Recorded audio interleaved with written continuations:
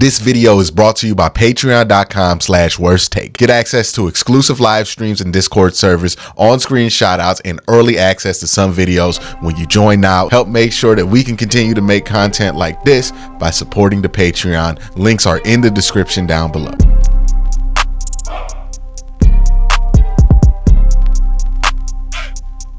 Hey, what's up, and welcome to QnA, the show where I take your questions from YouTube and Twitter and answer them here in video format. Tons of questions to get into. We're going to start with the first one from B, who says, do you think Nick Chubb can reach 1,000 yards this season?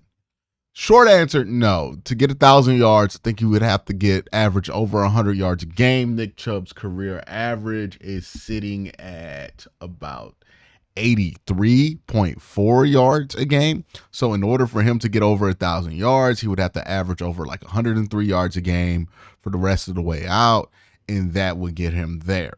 He's not going to play 20 yards above his career average and get to 1,000 yards coming off of an ACL surgery. That's just unheard of. If he does, then great, but not going to count on it. I think the bar for success shouldn't be 1,000 yards for Nick Chubb. If he gets to 800 yards, you're thrilled, because that means he's hitting his career averages. That means he is having a couple of really big games. So for me, 800 yards for me would be what's the barometer for what would get me excited when it comes to Nick Chubb.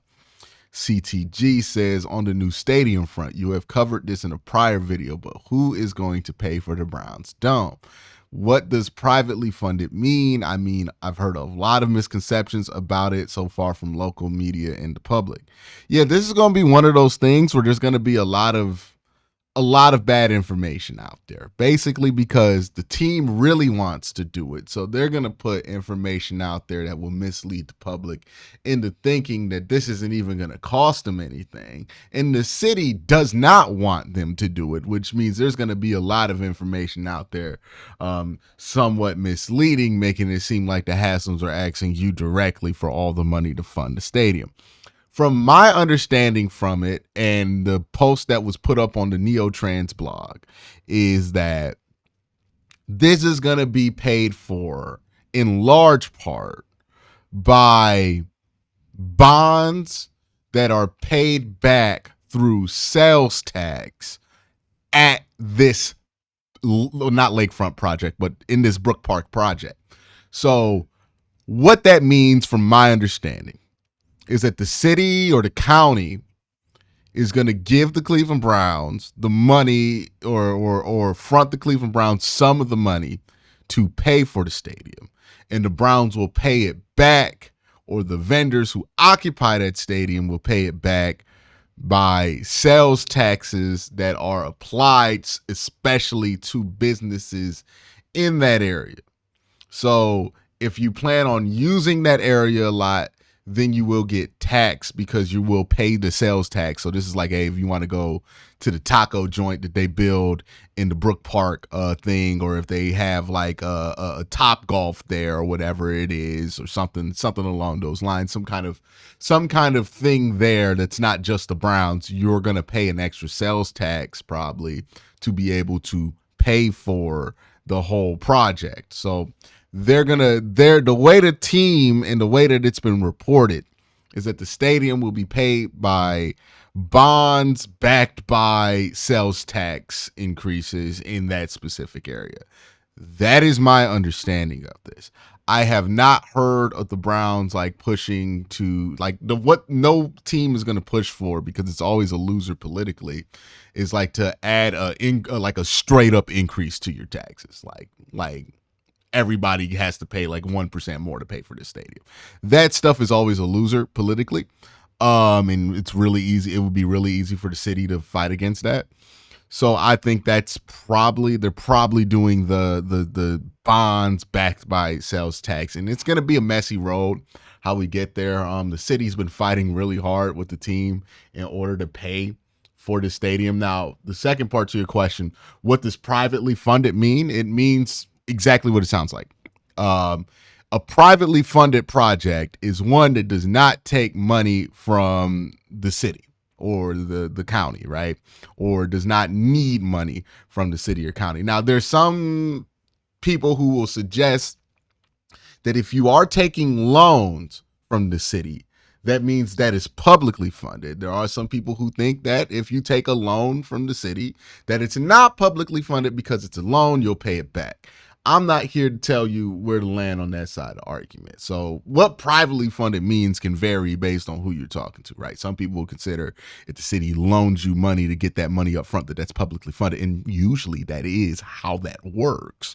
Even if it does get paid back eventually, that's publicly funded. Usually that's how I would categorize it. But some people think that it's still privately funded because you pay it off at the end of the day. I'm not an expert in that area. I'm not the one to tell you what that means there. But privately funded usually means it's paid for in full by private money, private sector money. So Jimmy Haslam owns the Browns. If he just foots the bill himself, or he and a bunch of other investors foot the bill for that stadium themselves, then that's privately funded. If the city foots the bill, or the county or the state foots the bill, or the country foots the bill, it's not going to get to that point. But if it's one of those, like the government helping you fund that stadium, then that's publicly funded. Private is private business, private equity, all that stuff. Public is the government giving the businesses the money, right? Which comes from your tax dollars. So I hope that was a sufficient civics lesson for those of you who don't understand what is going there. If not, then please resort to other resources that specialize in teaching that kind of thing. There's plenty of people to go to on YouTube here. JR Wish says, if Jamus plays good enough to come back a year, would you sign him for a year more? There's another question coming up that kind of hits on something similar to this. It would depend on what the number is for Jamus Winston and like how confident you are in his ability to maintain this. Like, is this a Geno Smith situation, or is this like a fluky kind of spot? We were one game into it. It's hard to tell. Drew says, can we force Jimmy Moneybags to sell the team? No, you can't. But like, I'm gonna be honest with you. Jimmy Haslam selling the team ain't gonna solve all this team's problems, and it's not gonna even solve most of them. A lot of people have it in their mind, okay, if we sell this team and we sell it to somebody else, we're going to find somebody who's better than this owner. But I want to let everybody know, this idea that like somebody benevolent is going to buy the team and do everything that you want them to do is a false one.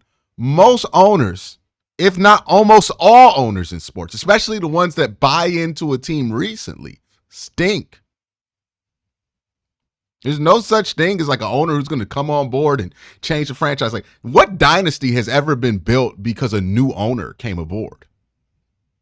We really got to ask these questions, because we be talking like, oh man, we get a new owner, it's going to change things. We said the same shit before Jimmy Haslam bought the team. We were complaining about Alfred Lerner, and then Jimmy Haslam buys the team and we're complaining about him. And it's not to say that Al Lerner was doing a great job. It's not to say that Randy Lerner was doing a great job, my bad. It's just to say that ownership, if they try to make football decisions, stinks, because they're not qualified to make those decisions. They just paid for the right to do so. That, to me, is the fundamental flaw of like, oh, if we just change the owner. It's like, wait, would you go change the owner with another dude who doesn't know shit about what they're talking about when it comes to football and they're making decisions there? And now this person is significantly less experienced? Like, we talking about switching out owners like it's like coaches. It's not that. You're going to swap out one incompetent owner for a brand new incompetent owner. It just doesn't, it's not going to be what you think it's going to be. You just got to work with the one you got, because most of these dudes who have won championships are considered good owners now.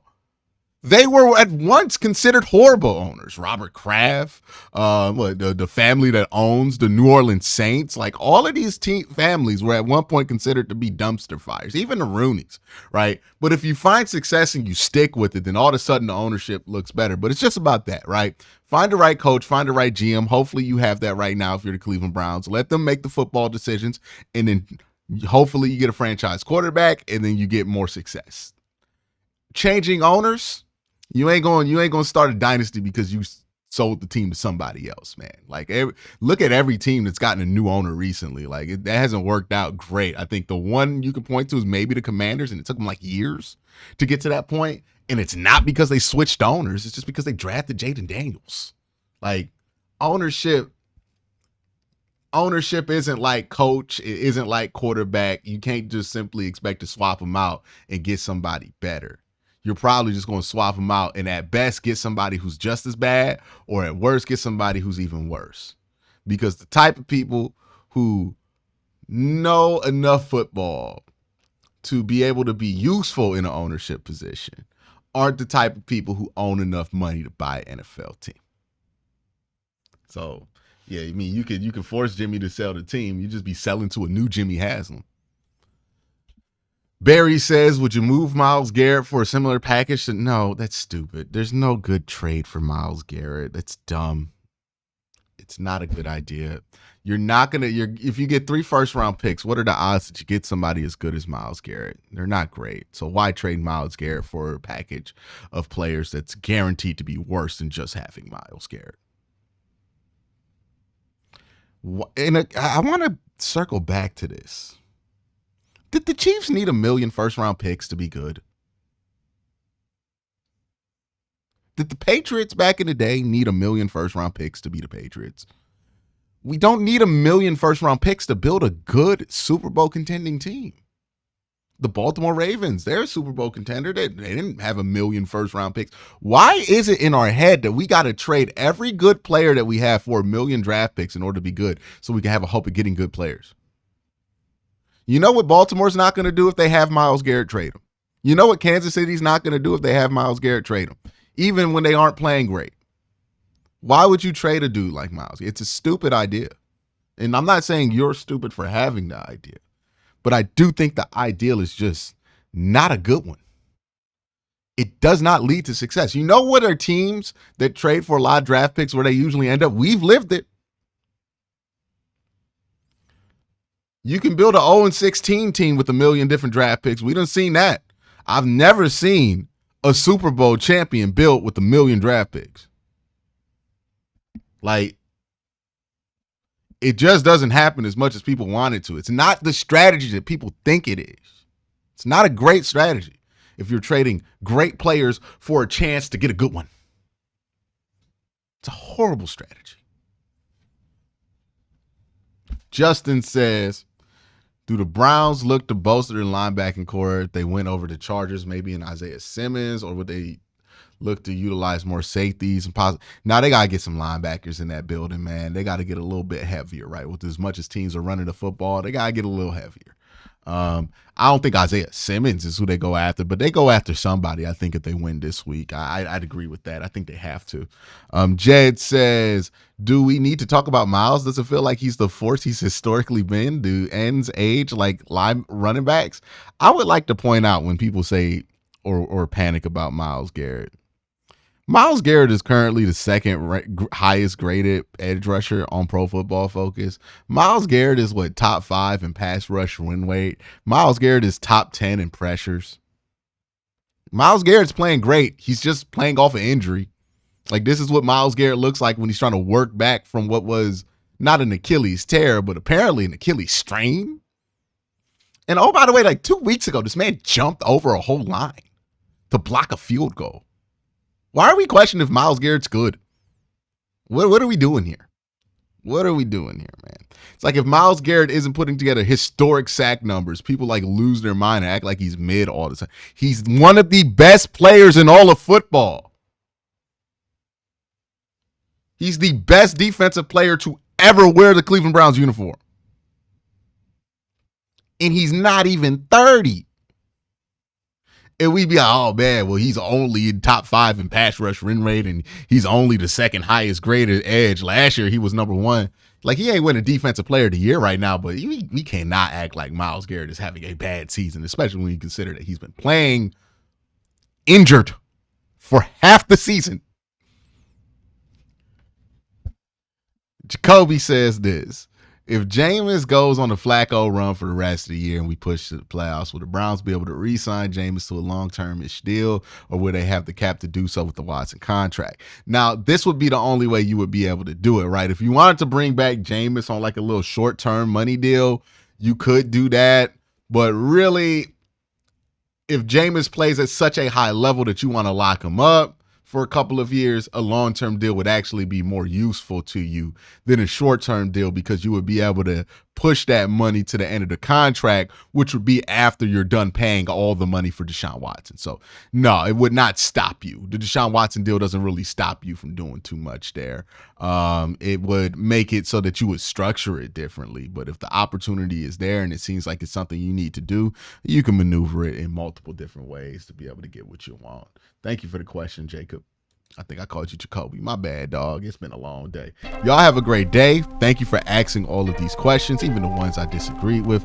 Everybody have a great day. Have an even better night. Peace.